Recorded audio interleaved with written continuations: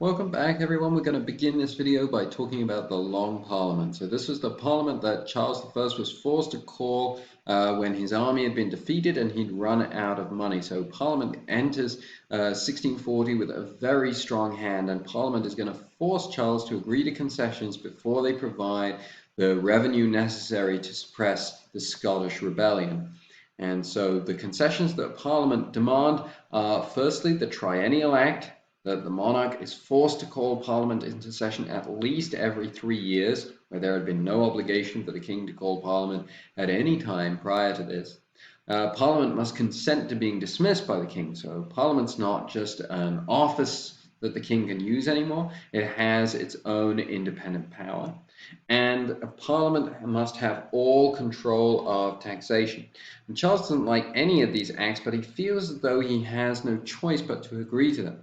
However, he refuses to agree to the next act, which is called the Root and Branch Bill. And this is a religious bill. This is an effort on the part of the Puritans in Parliament to do away with the hierarchy. So the fact that you had bishops and dioceses and a Catholic hierarchy that made up an Anglican church in England at the time.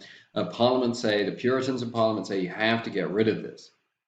We're not going to give you this revenue. And Charles refuses to sign this bill. So this is interesting because a lot of times you read historians who say that people are motivated by money and power, and religion's just kind of a cover for that. But here, religion is actually the straw that breaks the camel's back. Charles is willing to agree to all these concessions, but this religious concession is the one thing that he cannot agree to. Either he cannot agree to it, or it's at this point that he decides that it's not going to work. He's not going to be able to work with Parliament. They're just going to keep demanding concessions. They're never going to give him what he wants. And so he determines to break the spirit of Parliament. He determines to break the spirit of Parliament by entering the chamber with soldiers and forcing them to give him what he wants at the end of a barrel of a gun. So he enters Parliament, but the members of Parliament knew that Charles was coming. And so they had already fled, and he doesn't catch the members of Parliament who he wanted to throw in jail to intimidate the rest of the Parliament and to force Parliament to agree to his terms. This is now a really explosive situation. This is a situation that basically guarantees war. That's because the king was never supposed to enter the House of Parliament. Even today, when the Queen goes to open a session in the House of Parliament, her representative has to knock on the door. The monarch has to receive permission to enter the House of Parliament. The reason for this is that it is a ceremony that emphasizes the separation of powers that's supposed to exist. And so Charles, by breaking in to the Houses of Parliament, has violated this check on his power. It shows that he's trying to totally control Parliament, and it means the war between Parliament and the king is inevitable. And it was a sign of how far Calvinist opposition to the monarchy had now grown. So we begin the English Civil War. The first phase of the Civil War lasts from 1642 to 1645. This first phase of the war goes relatively well for the king, partly because he started out with some significant advantages.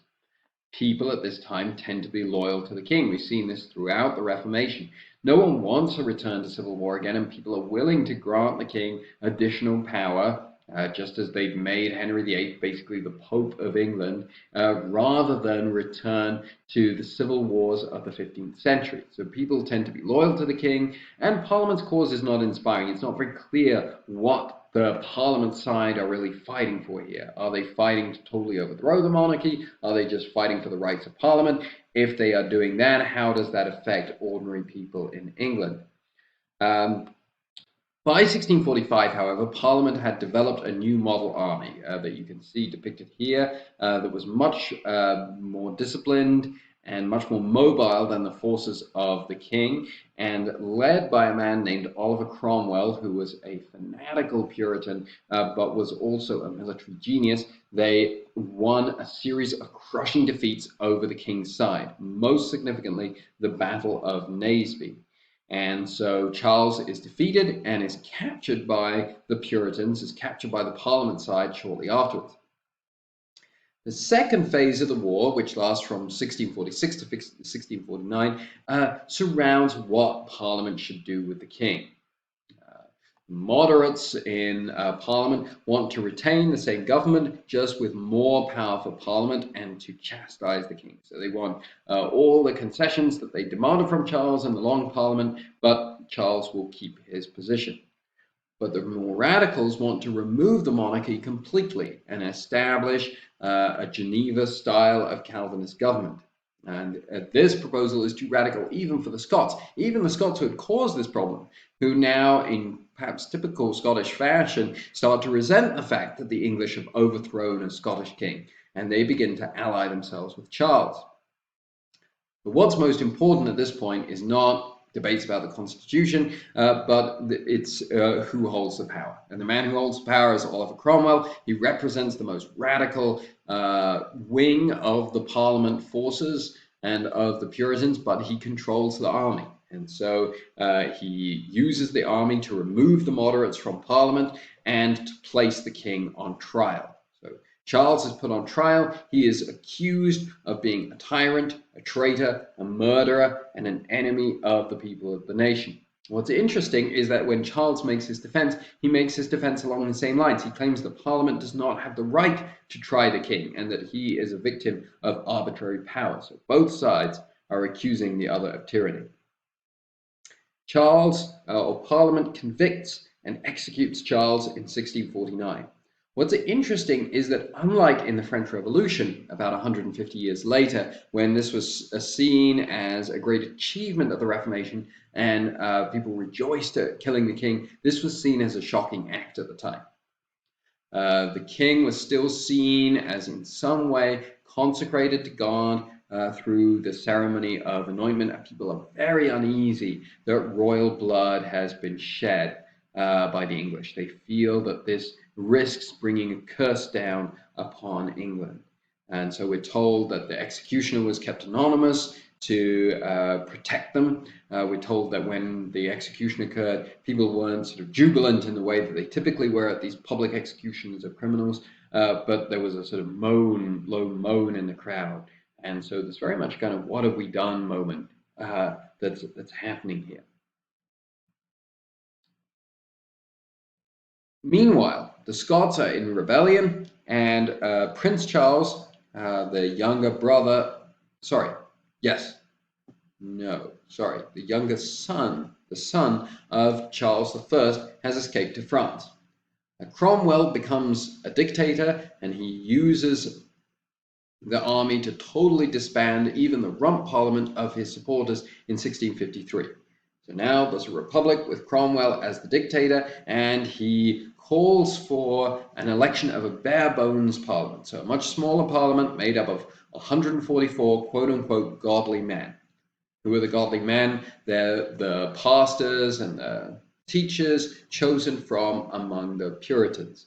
And so you can see how this is an effort to implement a similar society to the Geneva that Calvin had constructed.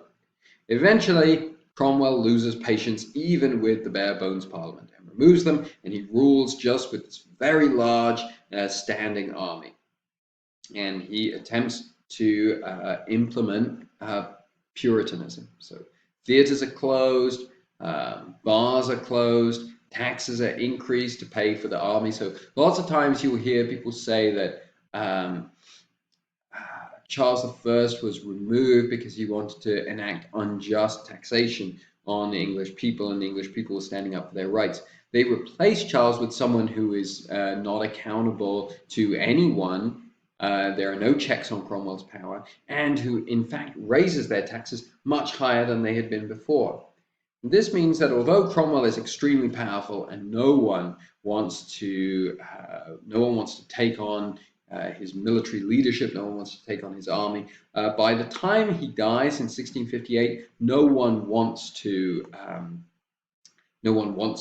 take up the office of dictator, or Lord Protector was the title that Cromwell used. No one wants to take up this title because it's become so unpopular. And so Parliament realized that they needed to bring back the king. But the challenge is, and so they're going to invite Charles II, who's the son of Charles I, to come back to England and to rule. And they do this in 1660, but there's tension over whether this is what is rightfully belongs to Charles II because he is the heir to the throne, or does Parliament have the authority to choose whether or not who the king is and whether they get to reign? So there's a lot of tension there. There's still a religious tension underneath the surface. Should the kingdom be Puritan and Calvinist, or should it be Anglican and maybe lean in favor of the Catholics? And so Charles returns to England, and Charles wants to rule as king, but he doesn't want to end up like his father. And so he agrees to a settlement with Parliament in 1662. And this, coming 20 years after the Long Parliament, shows you how far the needle has shifted.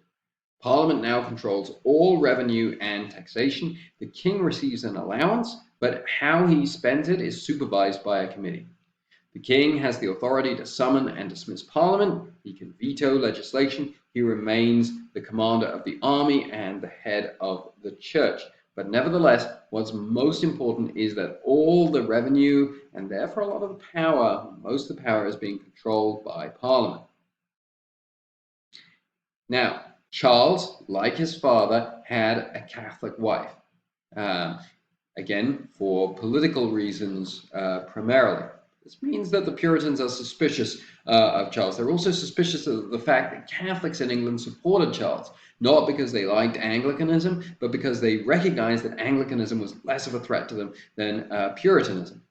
And so Parliament is concerned that Charles is going to kind of sneak in toleration for Catholics in a way that's going to, as a way of building a sort of Anglican-Catholic alliance against the Puritans. And so they pass what are known as the Clarendon Codes in 1665. And according to these codes, anyone who's going to take up any form of public office in the kingdom has to swear an oath. They have to swear an oath that they adhere to the Anglican form of Christianity.